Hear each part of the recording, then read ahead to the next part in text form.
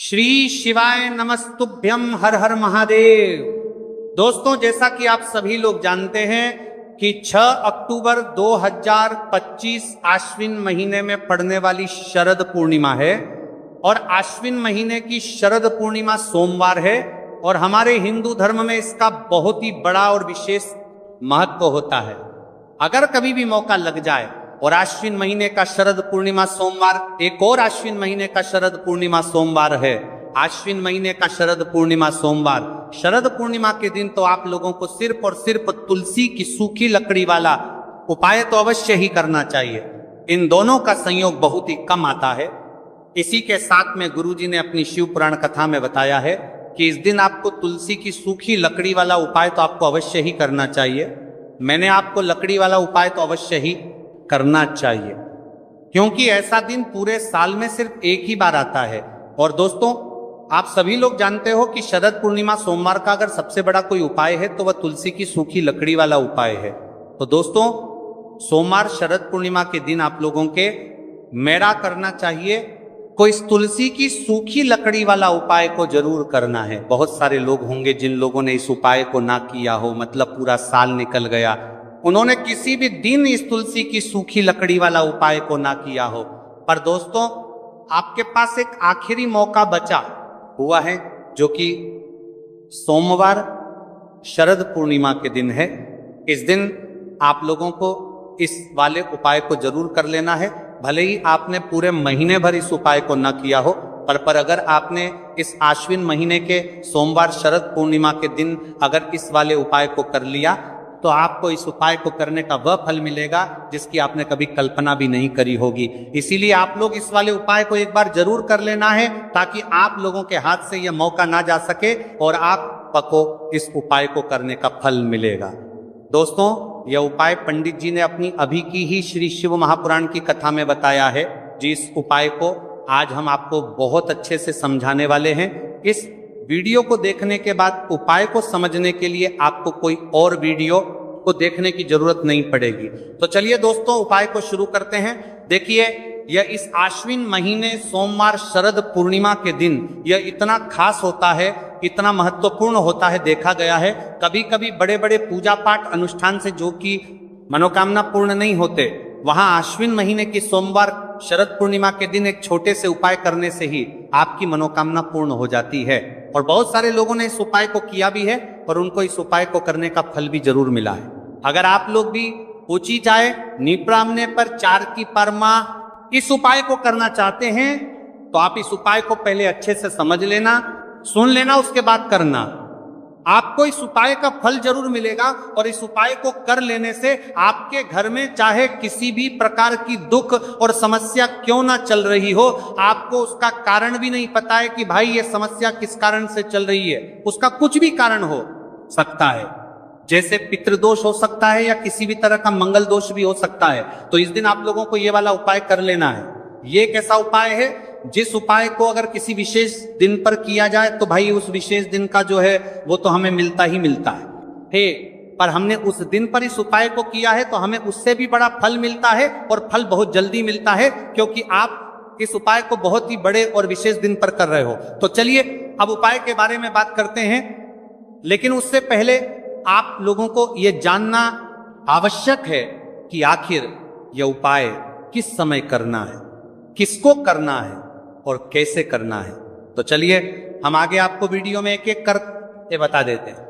लेकिन उससे पहले अगर आप लोग हमारे चैनल पर पहली बार आए हैं या फिर मेरी आवाज आज पहली बार सुन रहे हैं तो हमारे चैनल को सब्सक्राइब जरूर कर लेना और इस वीडियो को लाइक करके कमेंट बॉक्स में श्री शिवाय नमस्तुभय ओम नमः शिवाय जरूर टाइप कर देना। तो दोस्तों, इस तुलसी की सूखी लकड़ी वाला उपाय को हमें सोमवार शरद पूर्णिमा के दिन कैसे करना है, किसको करना है, किस समय करना है और कहां पर करना है, ये सारे सवालों के जवाब आपको इस वीडियो में मिल जाएंगे। और जो ये वीडियो देखेगा भाई, उसको तुलसी की सूखी लकड़ी वाला उपाय जरूर करना चाहिए, क्योंकि इस दिन काला तिल का भी बहुत ही बड़ा और विशेष महत्व होता है। और जब बात आ जाए तुलसी की सूखी लकड़ी वाला उपाय की, तो ये सोने पर सुहागा वाली बात हो जाती है और ये एक बहुत ही बड़ा उपाय होता है। अब दोस्तों, इस तुलसी की सूखी लकड़ी उपाय को आखिर करना किसको है?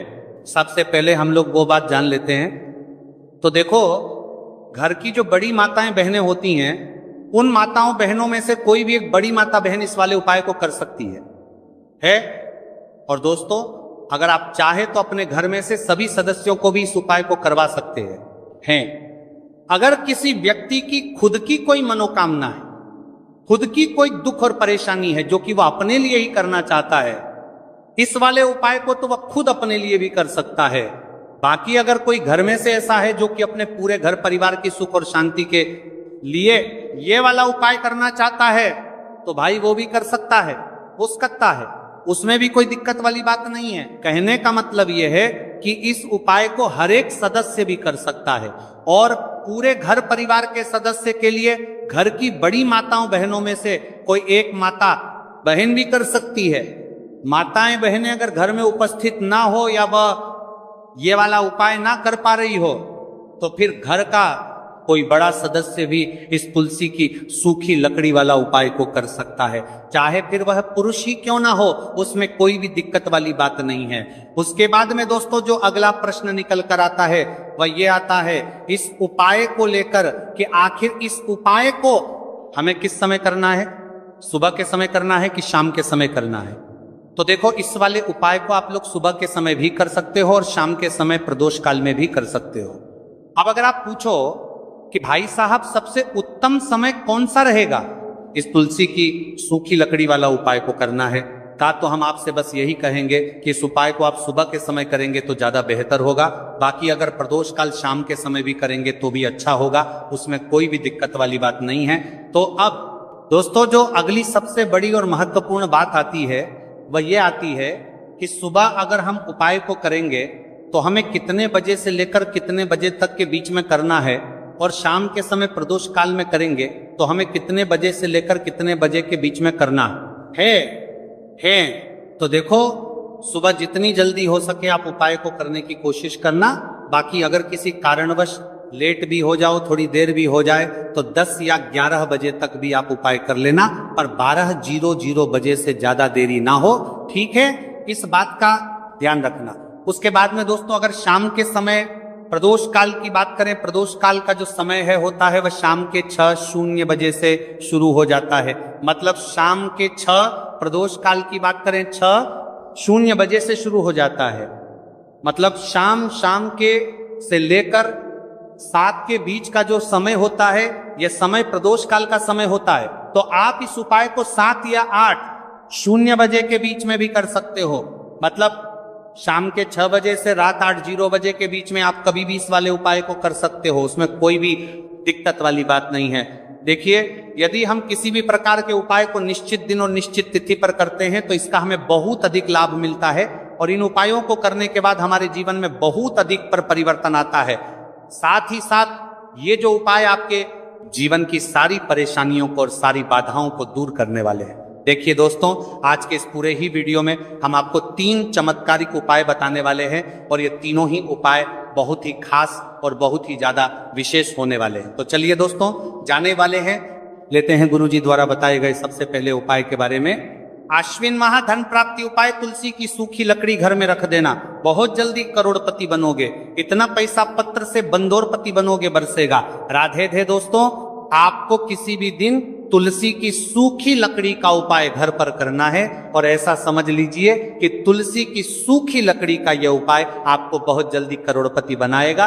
क्योंकि जो मेरी का अश्विन का महीना है ये श्री हरि विष्णु को सबसे प्रिय महीना है। तो देखिए, स्कंद पुराण में आता है कि भगवान विष्णु को सबसे प्रिय अगर कोई महीना है तो वह आश्विन का ही महीना है, और आश्विन के महीने में तुलसी के उपाय रातों रात आपके भाग्य को चमकाते हैं। ऐसे में आज की वीडियो में हम आपको तुलसी के ऐसे उपाय बताने जा रहे हैं जो रातों रात आपका भाग्य चमकाएंगे और बहुत जल्दी आपको महाधनी बनाएंगे।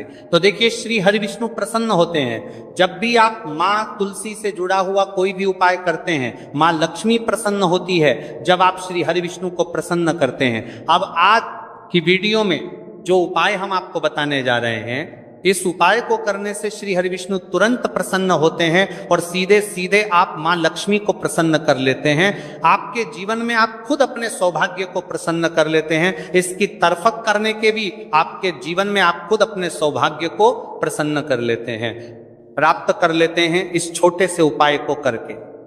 तो देखिए, सबसे पहले बात कर लेते हैं कि जो मान तुलसी है, इनके बिना श्री हरि विष्णु का पूजन और श्री हरि विष्णु का भोग दोनों ही अधूरे हैं। जब भी हम श्री हरि विष्णु को भोग कराते हैं, उनको भोग लगाते हैं, उसमें हम तुलसी दल जरूर डालते हैं। एक पत्ता डालेंगे लेकिन तुलसी दल जरूर डालते हैं, क्योंकि बिना तुलसी दल के श्री हरि विष्णु कोई भी भोग स्वीकार नहीं करते हैं। और आश्विन के महीने में तुलसी का पूजन करने से व्यक्ति को सौभाग्य की प्राप्ति होती है, उसके घर में कभी निर्धनता नहीं आती है। आप देखिए, सबसे पहले तो आपको आश्विन के महीने में एक हरा भरा तुलसी का पौधा अपने घर में जरूर लगाना चाहिए। अगर पहले से आपके घर में तुलसी का हरा भरा पौधा है तो बहुत उत्तम है। अगर नहीं है तो आश्विन के महीने के लिए महीने में एक तुलसी जी का पौधा आप जरूर लेकर आ, क्योंकि सबसे श्रेष्ठ महीना है तुलसी के पौधे को अपने घर में लाकर लगाने के लिए। दूसरी चीज कि देखिए, आश्विन के महीने में या उससे पहले आपके घर में तुलसी जी का पौधा सूख गया है, और अगर तुलसी का पौधा आपके घर में सूखा हुआ है तो उससे कौन सा उपाय है जो आप करके रातों रात अपने भाग्य को चमका सकते हैं। तो देखिए, अगर आपके घर में माध्य में तुलसी जी का सूखा हुआ पौधा है, इसमें आपको हरे भरे पौधे से उपाय नहीं करना। आपके घर में तुलसी जी का अगर सूखा हुआ पौधा है, उसी से आप उपाय करेंगे, इस चीज का ध्यान रखेंगे। तो देखिए, अगर तुलसी जी का पौधा सूख गया है तो आपको क्या करना है, उसकी छोटी छोटी कहानियां लेनी है, गिन करके 7 कहानियां, ठीक है ना। कितनी कहानियां लेंगे? 7 कहानियां लेंगे। थोड़ा सा मौली धागा आपको लेना है और 7 तुलसी की सूखी लकड़ी को एक के अंदर एक यानी गट्ठा टाइप का बनाना है और उसको बांध देना है, ठीक है ना। सारी तुलसी की लकड़ियों हमको इकट्ठा करना है और मौली धागे से बांध देना है। बांध देंगे कलावा लपेट कर। अब आपको क्या करना है, रोली का तिलक इस तुलसी की सूखी लकड़ी पर आपको करना है। रोली का तिलक करेंगे। अगर चंदन है तो थोड़ा सा चंदन लगा दीजिए। अब ये तुलसी की जो सूखी लकड़ी है, ये आपको थोड़ी देर अपने घर के मंदिर में रखनी है श्री हरि विष्णु के सामने, और एक देसी घी का दीपक आपको श्री हरि विष्णु के सामने लगाना है। दीपक गोल बाती का लगाएंगे और उसमें एक चुटकी पिसी हुई हल्दी डाल देंगे, ठीक है ना। श्री हरि विष्णु को हल्दी बहुत प्रिय है। दीपक लगा देंगे। थोड़ी देर बाद जो तुलसी की लकड़ियां हैं उनको ऐसे ही रखा रहने देंगे, तिलक कर देंगे। अब थोड़ी देर बाद आपको क्या करना है, तुलसी की वह जो सूखी लकड़ियां आपने बांधी थी कलावे से, मोली धागे से, अब आपको उन्हें उठाना है। एक छोटे से लाल कपड़े में आप इसको रख लीजिए, ठीक है ना। लाल कपड़े में रख लीजिए, पीला कपड़ा हो तो पीले कपड़े में रख लीजिए। रखने के बाद आपको क्या करना है, इसकी पोटली टाइप की बना देनी है। धागे से लपेटकर, मौली धागे से ही पोटली बना लीजिए, आराम से बन जाती है। अब इस पोटली को आपको कहाँ रखना है, इसे आपको अपने घर के मुख्य द्वार पर टांगना है, ठीक है ना। अंदर की तरफ, बाहर की तरफ नहीं, अंदर की तरफ मुख्य द्वार पर अंदर की तरफ टांग दीजिए और माँ लक्ष्मी का ध्यान करिए, श्री हरि विष्णु का ध्यान करिए, उनसे प्रार्थना करिए कि हे धन की देवी माँ लक्ष्मी, आप मेरे घर में पधारिए और अपनी कृपा मुझ पर बरसाइए। इस तरह से आपको प्रार्थना करनी है और मंत्र बोलना है। ओम नमो भगवते वासुदेवाय नमः 11 बार यह मंत्र बोलना है। एक दीपक आपको जिस दिन भी उपाय कर रहे हैं अपने घर के मुख्य द्वार पर प्रज्वलित करना है। चौमुखी दीपक यानी 4 बाती का दीपक लगाएंगे और थोड़ी सी हल्दी उस दीपक में भी डाल देंगे। मुख्य द्वार पर दीपक बाहर की तरफ लगाना है, सीधे हाथ पर, ठीक है ना। ये उपाय वैशाख में आप करिए और देखिए कि कैसे आप महाकरोड़पति बनते हैं, कैसे आपके पास पैसा आता है और कैसे आपके पास पैसा रुकता है। तो ये वही उपाय है जो रातों रात आपके भाग्य को चमकाएगा और आपको महाधनी बनाएगा। छोटा सा उपाय आपको महाकरोड़पति बनाएगा। आपके बाद करोड़पति बनते हैं, बनते बनाया गया है देगा। अगर सच्ची श्रद्धा से आपने इस उपाय को कर लिया, साथ ही साथ आश्विन के महीने में अगर कोई जूते का दान कर देता है, जूते चप्पलों का कोई दान कर दे इस माह में, तो समझ लीजिए उसे हर वह वस्तु मिलती है जिसकी वह कल्पना करता है, जिसकी वह चाहता है। आपने अगर कुछ ऐसा सोचा है कि हाँ मुझे ये वस्तु या मुझे ये चीज मिल जाए, मेरी ये इच्छा पूरी हो जाए, आपकी कोई भी इच्छा अधूरी है, पूरी नहीं हो रही, तो आश्विन माह में आप चाहे एक व्यक्ति को दान करें, जूते या चप्पल का दान जरूर करेंगे, विष की कोरी हो करेंगे, चाहे पद माह में आपकी कोई भी इच्छा पूरी हो जाए करिए। जल का दान इस माह में के लिए जल के दान करिए, जल का दान करिए, जल के तरी करिए, जल के तरी करिए, जल के तरी करिए, जल के तरी करिए, मैं करिए, और फिर देखिए कि आपका भाग्य कैसे आपका साथ देता है और कैसे आप अपने जीवन में आगे बढ़ते चले जाते हैं। तो बहुत अच्छे से उपाय आपको बताया है। अब हम बात करते हैं दूसरे विशेष उपाय की, कि देखिए ये उपाय भी आपको तुलसी जी के पौधे के वहां पर करना है, आपके भाग्य का उदय करने के लिए। आपके घर में धन सम परेशानियां हैं, कर्ज की समस्या अगर दिन पर दिन बढ़ती जा रही है, दो जाइए करारा, आपको दो जाइए करारा, आपको जाइए करारा करना है, रही है खत्म नहीं हो रही है, बहुत ज्यादा परेशानियां हैं, तो आपको ये उपाय करना चाहिए। देखो करना क्या है, बहुत ध्यान से समझना। आपको मात्र तांबे के पात्र के अंदर जल लेना है, उस जल के अंदर एक चुटकी आपको हल्दी मिला देनी है, ठीक है, और साथ में लेना है एक कमल गट्टा, या केवल उपाय पित्ता त्रिपक्ष सोमवार चैत्र नवरात्रि के दिन करना। अगर आपको ऐसा लगता है कि आपके जीवन में अष्टलक्ष्मी का वास नहीं है, भाग्य का साथ आपको नहीं मिल पा रहा है, तो आप ये उपाय शनिवार के दिन कर सकते हैं, सोमवार शरद पूर्णिमा के दिन भी कर सकते हैं, ठीक है।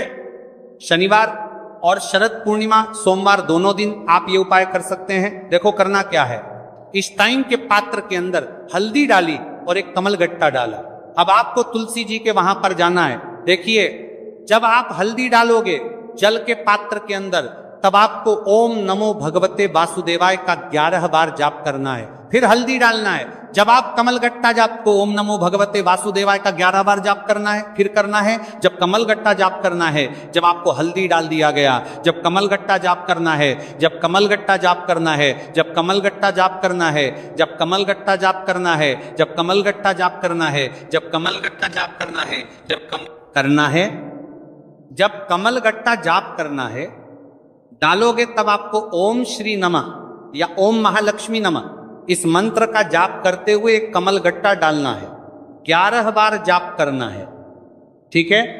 कमल गट्टा और हल्दी दोनों होना चाहिए।